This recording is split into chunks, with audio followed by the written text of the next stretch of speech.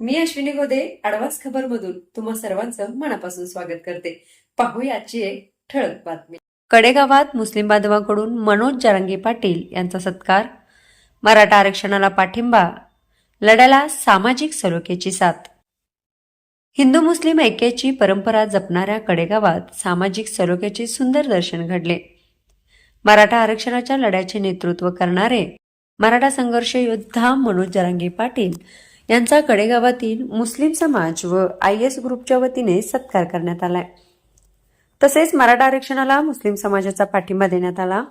मराठा समाजाच्या आरक्षणाच्या मागणीसाठी सुरू असलेल्या लढ्याबाबत मुस्लिम समाजाच्या प्रतिनिधींनी मनोज जरांगे पाटील यांच्याशी संवाद साधत आपल्या भावना व्यक्त केल्यात.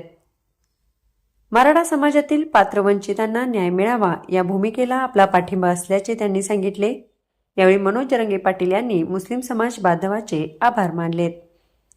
दरम्यान या सत्कार प्रसंगी यावेळी सामाजिक सलोखा, बंधुभाव आणि परस्पर सन्मानाची भावना कायम ठेवण्यावर भर देण्यात आला. कोणत्याही समाजामध्ये तेढ निर्माण न होता विविध समाज घटकांनी एकमेकांच्या न्याय्य मागण्यांचा आदर करणे आवश्यक असल्याचा संदेश या सत्कारातून देण्यात आलाय.